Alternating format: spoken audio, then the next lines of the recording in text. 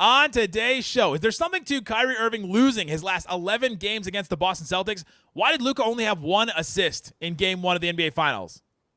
I'll tell you on today's Locked On Mavs. And this is Locked On Mavericks. Mavericks, NBA champions. Bang! It's good, and the Mavericks have won the game. If you don't believe, you shouldn't be here. Loyalty never fades away. And welcome. You are locked on to the Dallas Mavericks. My name is Nick Angstadt, media member and NBA channel manager for the Locked On Podcast Network, your team every day. Thanks for being part of the show. Making Locked On Mavs your first listen today. With the best way you can help us grow the show is to listen every day, leave a 5-star review, like the video on YouTube, and comment anything below. Let me know in the comment section, what do you think about Game 1? How can the Mavericks change going into Game 2? This episode is brought to you by PrizePicks, the easiest, most exciting way to play daily fantasy sports. Go to prizepicks.com/LockedOnNBA. Use all lowercase LockedOnNBA as the code for a first deposit match up to $100. And joining me from 105.3 The Fan, what you got for me, Reggie Adetula? Look, win, loss, draw. It's always baddie time. It's what? Baddie time? That's right. Okay. All right. For whom? For all. Okay. Did it make you smile? I've been talking to Nick before we went live here, ladies and gentlemen, and it's starting to wear on him. So I just wanted to bring a smile. That's maybe the 15th time I've talked about this Game 1 today. But all right, we'll get into some of the big questions I have after Game 1. We'll talk about Kyrie. We'll talk about his being 0-11 against the Celtics in his last 11 games. We'll talk about Luka and his 1 assist. Was it more about the Boston's defensive scheme or the Mavs missing shots? My answer may surprise you. We'll talk about the offense, and we'll talk about the role players, and so we'll get into that a little bit. But let's start with this, Reggie. There was a lot of talk about Kyrie Irving and the emotion of the crowd and all that. And it wouldn't be a story if he came out and had a really great game. Even if he had a great game and the Mavs lost. This would not be a story. This is a results-based story that we're going into. Do you buy that Kyrie Irving just let the crowd get to him in Game 1, and that's why he struggled in the game? Not entirely.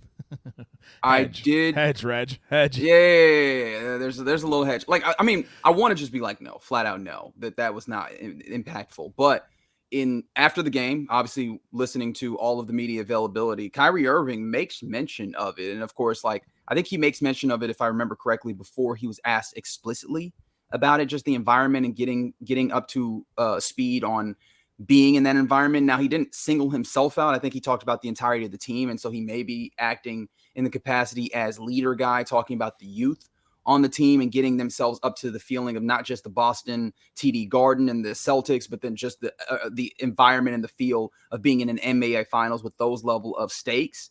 But that's there, right? And so I imagine that factors in. But more than anything, it just felt like an off shooting night and a very particular tough matchup against a really good defensive team that he's going to need some level of adjustment to. And honestly, they're going to need a little bit of coaching too as well, because this is not the first time that Drew Holiday has guarded him, and there is a history of Drew Holiday giving him issues. Like, these are things that were accounted for and documented before we got here. And so I think those things probably weigh in a lot more than folks yelling Kyrie sucks at him, because he's had that happen more than just in Boston as well. Yeah, I have one more thing coming out tomorrow about Kyrie, where I go into some of the shots that he took and some of the things that I think he got rushed and out of his rhythm. But I do think that the crowd got to him a little bit, because he did. You mentioned it, that he did talk about it, and he said that, there are a lot of emotions going into it, just waiting for the opportunity to get out there and compete, going against a great Boston Celtics team. So he talked about the emotions going into the game, that he felt different things.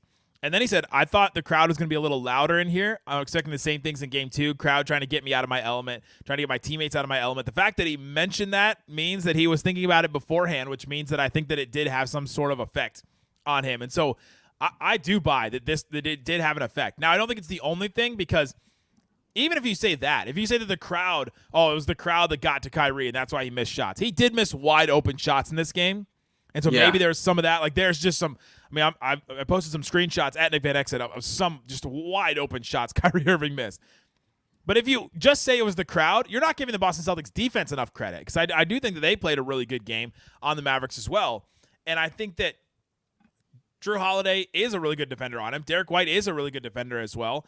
And they have good help defenders. They have length that they can send as help with Tatum and Brown and Kristaps Porzingis and Al Horford. Those are the guys that are switching onto you. Like, those are not amazing matchups. There is not somebody that Kyrie can hunt in the same way that there was a Mike Conley, the same way that there was a Gobert or a Towns or somebody like that in this series, a Zubats, even a Harden, somebody like that where Kyrie can hunt and has all of a sudden a great matchup. That's why the Celtics team is so good. That's why they're in the finals. And I think it's just a different kind of matchup. And I think that he struggled against them because of all those reasons. Yeah, man, it's the physicality that Drew Holiday and the quickness that Drew Holiday has, that pairing. But you mentioned it, right? The additional help in the backstop. I don't think that you faced a backstop as good as what the Celtics are giving you in this series when you consider obviously Kristaps Porzingis, Al Horford to some degree, and apparently backup center Jaylen Brown, right? Like apparently that also is something. But yeah, getting downhill and getting into the paint was not an easy task for that dude, even though difficult shots is what he's made his career on almost exclusively. But yeah, the thing that is obviously the biggest I guess concern, or the biggest thing of note for me, was the way that he missed some of those open threes. And I think you mentioned, and you're very correct in that, you could visibly see him rushing. Especially there was one from the right wing, and I can't remember exactly when it was. I wish I had taken notes like you typically do. But like on that right wing, you could see him almost leaning into the shot as if, I need to get this off. And it's like, dude, you got 10 feet. No one's near you. Take your time, take it in rhythm. And maybe you attribute that to the crowd, or maybe you attribute that to the urgency of, I can feel that my team needs it. But one way or another, he needs to find a way to settle in because he's vital to this series. He talks about that, Tim Cato had a good article where he talks about the next day after the Mavs have some of these disappointing losses, and especially in game ones. He talks about what happens the next day after that. And he just said regroup with the teammates and things like that. What do you think takes him out of this thing where he's rushing shots and things like that? Not making them, right? Like understanding that, hey, we tried the rushing, it didn't work, so we got to move on to something else, right? I think that's one of the nice things about having some experience in the postseason, is that I think you can operate a little bit more clear-headed. The lights of the moment aren't as transfixing. I'd imagine. As Joe Mazzulla says, unless they change the lights, they're not going to get any brighter, right? Sure. And he can make that very dry quip. But the fact of the matter is, we've seen enough times and we've heard enough firsthand accounting that can slow you up for a little bit. I don't think he's been in that situation where it slowed him up. So I think that there's that. And I mean, you've seen it. You've been in those arenas to see that coaching staff is robust. And I imagine that they'll talk to him like, hey, man, I understand. We can see you hesitating. In the same way that Kyrie has been the guy that's given that pep talk to the likes of Lively or other guys, like, hey, just shoot it. I imagine that the players is, this locker room seems to be able to give as much as they take. I imagine that they'll tell him, hey, man, just take it in rhythm. We trust you. And I imagine the coaching staff will do the same. Do you think that there's anything to the stat that Kyrie is now 0-11 against Boston in the last couple times that he's played them? 3 of them with Dallas. All of them have been in 2020, the calendar year 2024. So it's been game 1 of the finals, the one where they got dominated, and then the one before the trades, and then 8 with Brooklyn. So I didn't go back through all those and say, all right, who was healthy and who was not and all that. But he's 0-11 against Boston. Anything to that? I mean, there's got to be something, because that's a really robust. Like, we're getting to a pretty big sample size. But I think some of the things you pointed to is like, hey, man, for a lot of those, you can absolutely point to the idea that Boston has been a better team, like well built. That doesn't mean that that's going to be the team that wins the series, because we've seen situations where the better team does not come out because the team that played better in that series ultimately comes out. And that the Mavericks have to hope that that's the case. But yeah, this is a Celtics team that has earned this over. There's a reason why they've been to so many Eastern Conference finals in a relatively short period of time. So no, you have to give them their credit for being a good team. And I imagine that kind of harms the way that Kyrie's record ultimately looks. This wasn't just on Kyrie. We'll talk about Kyrie a lot because it's Boston. It's Kyrie sucks. It's F Kyrie, the crowd chanting, all that kind of stuff. Yeah. But it's not just on him. Let's talk about Luka, where he can be better. Was Luka's passing? He only had 1 assist. Was it on Boston's defense, or was it because the Mavs missed shots? Talk about that coming up. Today's episode is brought to you by PrizePicks. PrizePicks daily fantasy made easy. All you have to do is go to PrizePicks.com and pick 2 to 6 players and more or less on their stat projection. So if you think that you can go to PrizePicks and see and pick what guys are going to do. If you're like, all right, I think I know how Kyrie's going to play in the next game, go to PrizePicks and see what they got for you. See if you can pick some of these right, and you can win up to 100 times your money. You can turn $10 into 100. You can turn $100 into 1,000. You can do all kinds of stuff. Check it out, what they have. They have nothing for the NBA right now, but they will. They'll have all kinds. They do have all kinds of stuff for WNBA. They've got this. I'm recording this on Friday. Arike Agumbawale, rebounds plus assists, 9.5. Sorry, Arike. I'm going less. I'm going less on that one. Asia Wilson against the Seattle Storm, 26 points. Give me more on that one. Skylar Diggins-Smith, our old friend from the Dallas Wings, 15.5 points. Give me less on that one. Asia Wilson, 11.5 rebounds. Give me less on that one. Cameron Brink against the Dallas Wings, 8.5 points. Sorry, give me more on that one. She's going to spread the floor. If I do that, I can put down $100 and win 1,000. I can put down $5 and win 50. That's fun on PrizePicks. Go to PrizePicks.com/LockedOnNBA. Use that first deposit match to get it matched $100. PrizePicks.com/LockedOnNBA. Thanks, everybody, for hanging out with us on Locked On Mavs, being part of the show, part of the Raccoon Squad, listening every day. Appreciate each and every one of you for checking out the show and listening all throughout the playoffs and the finals and all that. We'll continue all throughout the offseason because that's what we do here. Right, Reggie? All right, Reggie. We're here. We're talking about the Mavs, and we're talking about the Mavs in the finals. Mavs lose game one. We talked about Kyrie Irving. We've put that past us. We're not going to talk about Kyrie anymore in this episode. Luka Doncic has 1 assist. He's only had 1 assist 6 times in his career. 3 of them, he didn't play very much in those games, like 3 minutes, 13 minutes, 2 minutes here and there. Has never had a 1 assist game in the playoffs. Do you think Luka's 1 assist was mostly on Boston's scheme or the Mavs missing shots? Yeah, man, I think it's mostly about Boston's scheme. I think that was a key factor of what they were trying to take off the table. In the playoffs, it's about, what are you trying to take off the table? What can you live with? What can you not live with? And you had the crossover episodes, and I thought that those were really insightful in this. One of the reasons why you have to listen to Locked On every day, because it was laid out very clearly, the idea that, hey, man, the Celtics are probably going to want to take away Luka's ability to pass because he generates so much offense for the rest of these players. Yes, he's going to get his in some ways, and you saw that it was a 30-point basketball game for him, even in the course of him only lodging 1 assist. But he only has 1 assist, and I think the number that's even more astonishing and mind-boggling, only 6 assist opportunities. Like, that tells you that it wasn't just missed shots. This was the Boston Celtics taking that off of the table. Now, there were some instances in watching the game back where you see, hey, there might have been one of those crazy skip passes that Luka is capable of making. We've seen it time and time again. However, that's a lot to ask for that to be the exclusive diet of the assist through a defense that's proven to be as switchable, as quick, as handsy as the Celtics.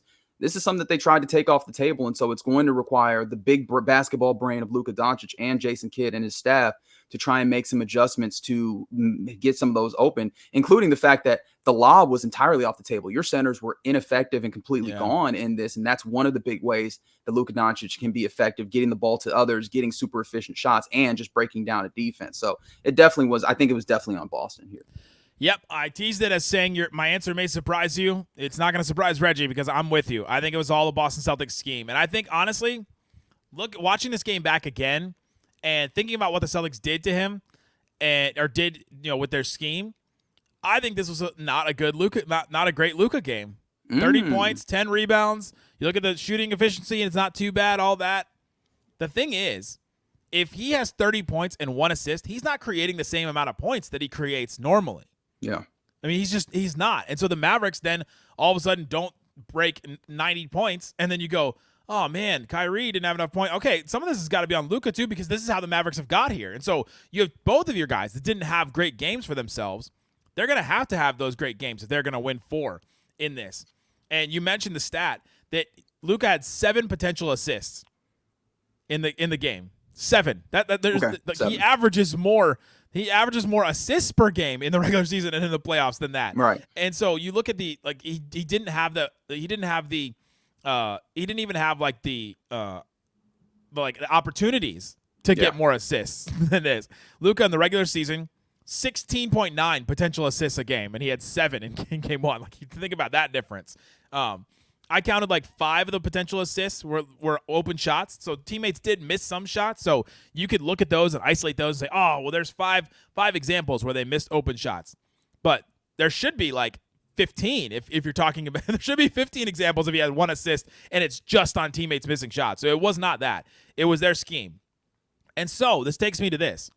If Luka is only going to get 1 assist or 2 or 3 or 4 or even 5, how many points does he have to score? How many times does he have to take advantage of this Boston Celtics team? Because he got 30 and it was not enough. Look, if you're talking about trying to win the game, 1 assist means the game is out. Like I don't know that there's an answer that you feel great about. Like, hey, Luka, would you like to? They can't win a game if he has 1 assist again. I don't think, unless Kyrie Irving is then the hub, right? Like maybe, because this is the thing is when we start talking about the points that he creates in addition to his scoring, it's still, we're talking about what, like 60, 70 points on any given night that he is creating just off of those assists and points. You have to make up for those. And so Kyrie would have to then be doing some of the point generation and adding in. And I know that we had passed the Kyrie portion of the program, but I mean, I think that factors in with this part of it. We'll bleep it out. We'll bleep it out. All right, no problem.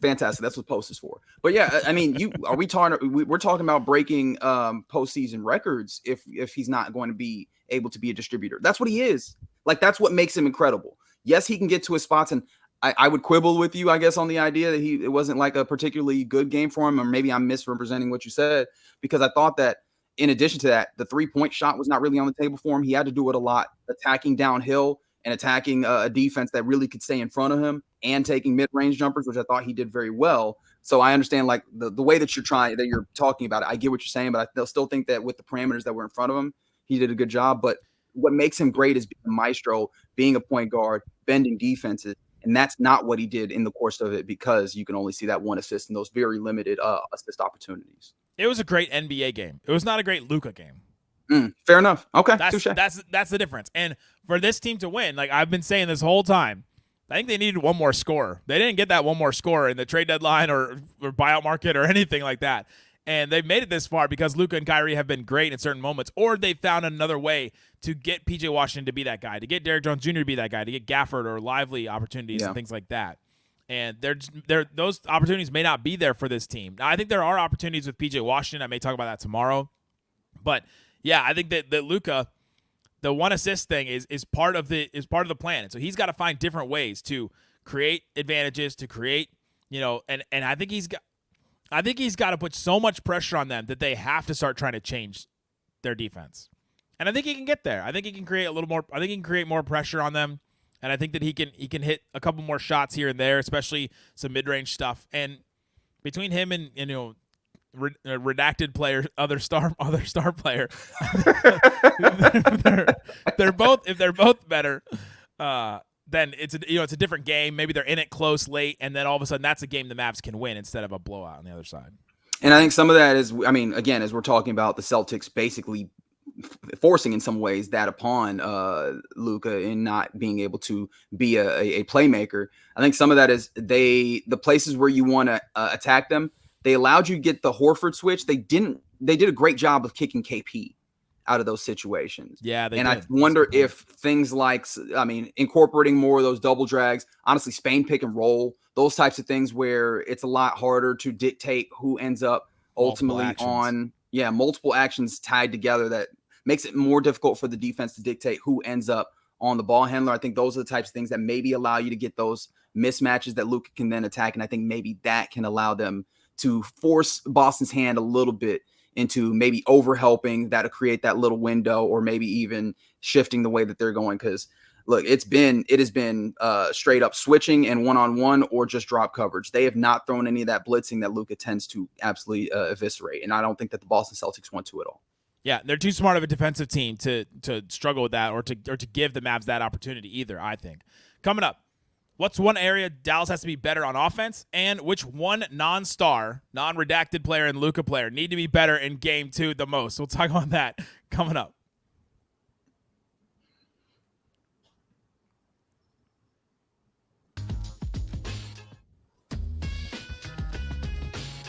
All right, Reggie, we're talking about Mavs Game 1 of the NBA Finals. I still can't believe we're in the NBA Finals and actually talking about this Dallas Mavericks team. It's still just insane, the fact that they're here and that I'm in Boston and that we're talking about this team and we're like, oh man, Luka's got to be better. And I'm like, hold on, we're talking about him being better in the NBA Finals. Like this is the highest of the high. insane to walk through and to see, like, I saw Shaq and JJ Redick like shaking hands and talking before the game, and I just wanted to, like, I just wanted to pull out one of those ear-nocular things, just like listen into their conversation and see like Shaq being like, "Thought you would be a really good coach of the Lakers. Sad that Dan Hurley's gonna get it. Sorry." You should have just walked up. You should have just walked up on him, just slid in. You've done that plenty in the AAC when just there's conversations happening. When two famous people are talking, I just slide in. I mean, not necessarily you in particular, but just everybody. We all just kind of walk into a circle, talk a little bit. As far as the Mavs offense goes, what's one area the Mavs offense needs to be better? I would like to take the easy thing off the table. Finish bunnies, right? Okay. Like yes. it's going to be difficult. And you were challenged a lot at the rim, as we mentioned. Kristaps Porzingis had a fantastic block party, joined by Jayson Tatum got a little bit, and of course Jaylen Brown did a lot, which was wild. But there was that, but there was also instances where you did not make it easy on yourself. You missed easy buckets, and particularly that 3-point battle is going to be tough enough. If you are not getting the most efficient shot to go at a high enough rate, at a reasonable clip, that's not going to help you at all. It's not the biggest thing, I don't think, but I think it's one of the easiest things is take the easy ones when you get them and make sure that they go down, because you can't afford to lose those in what is a tough battle.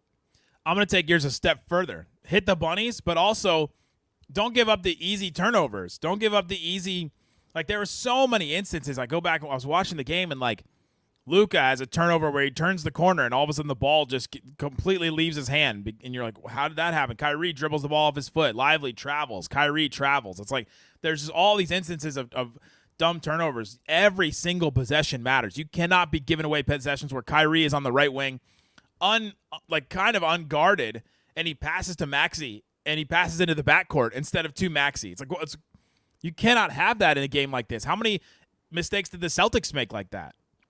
Right, it's hard to think of some examples of that. They turned the ball over a decent amount, to be fair. When it's just like nobody is standing around them and they just chucked it in the backcourt. I mean, you had a couple examples where Jaylen Brown drove and like the Mavs pressured him and then he made a bad pass or something like that, or Tatum threw that one. Tatum had wild. Yeah, he had some bad ones. Yeah, they made turnovers. I'm not saying that. I'm just saying like for the Mavs to be in the position that they're in, every possession matters, and I think that you've got to take care of the ball and take care of the shots that are easy that you get.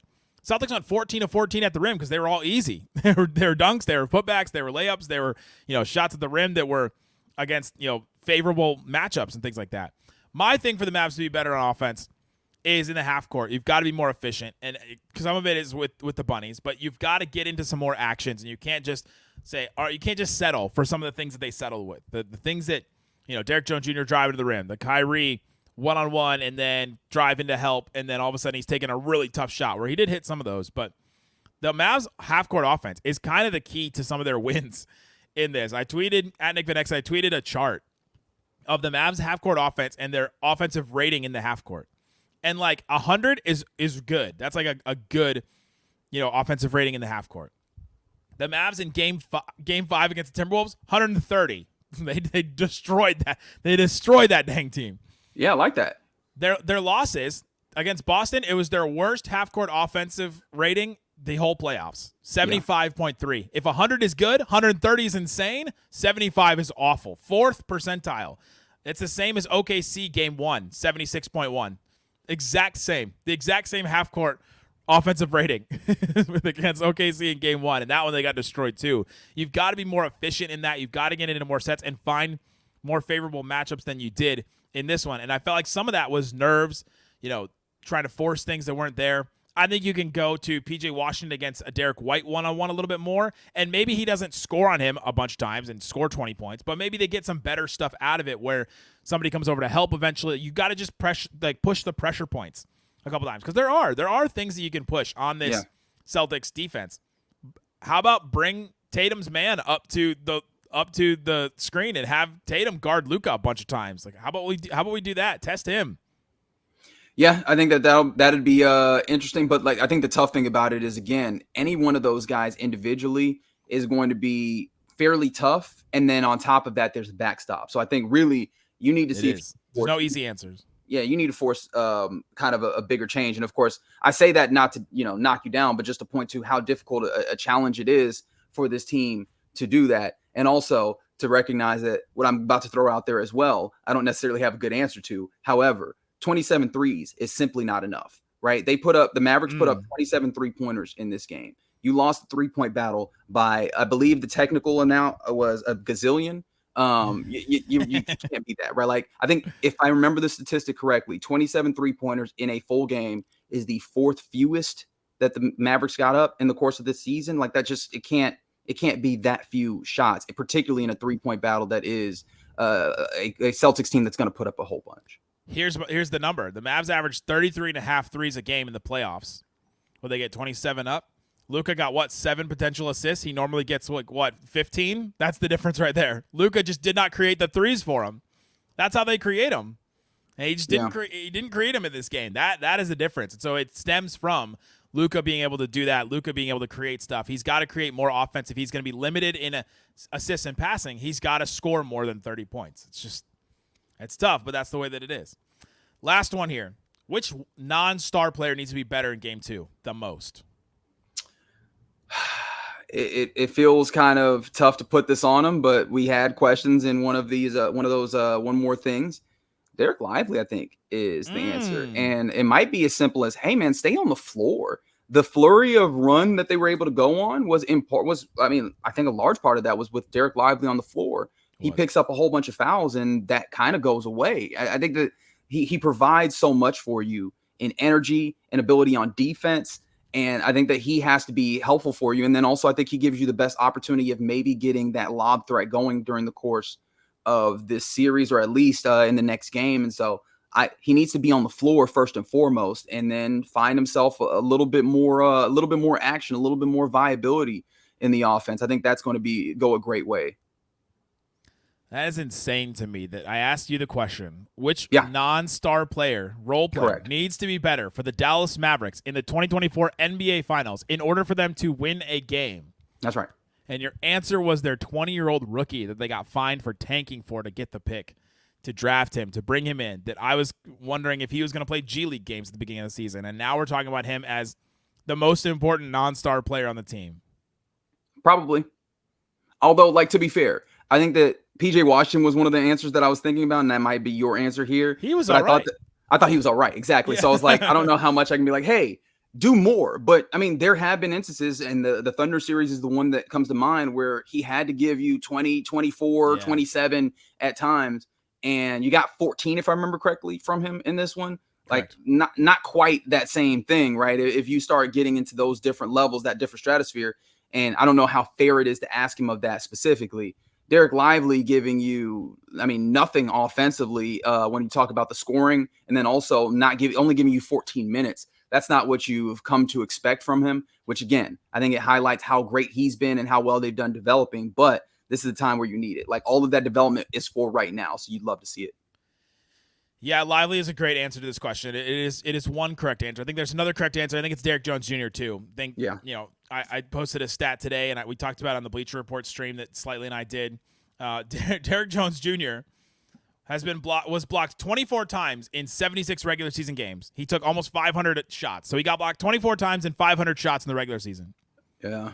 He got blocked 10 times in 10 Western Conference playoff games, 130 attempts. So 10 times in 130 attempts. He got blocked 4 times in 9 attempts in game 1 of the finals. Blocked 4 times is tough.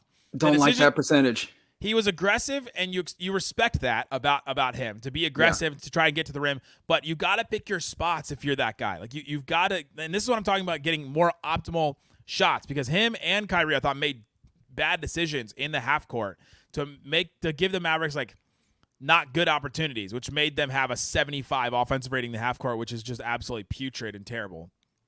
I think he's got to be better. I tweeted that out, and by the way, KOC from The Ringer says he got an F- in this game as a grade. That's the grade that he decided to give him. I think he's got to be better for the Mavericks. He's a starter. He played almost 30 minutes. To go 2 of 9. He did hit a 3. He had 6 rebounds. Like, he did some good things. It wasn't like he wasn't terrible trash. I wouldn't give him an F-, but he has got to be better, I think, for the Mavericks, because he's going to be one of the release valves too for the Mavericks, to set screens, to roll, to finish around the rim, things like that. And I think he took that a little bit too seriously, that, all right, if I set the pick and I got to roll, I've also got to finish at the rim. And so he tried to dunk over Jaylen Brown and KP and just did not work. Those guys are too good as defenders, and he's got to adjust to that. Yeah, and that's one of the things that Boston kind of moved you into when they put the big over there, was that we're taking your non-traditional screeners and seeing if you want to screen with them. And of course, the Mavericks are like, yes, we want the matchup, but the ability to screen cleanly and roll, and then also make decisions in the short roll. Derrick Jones Jr. hasn't had to do very much of that.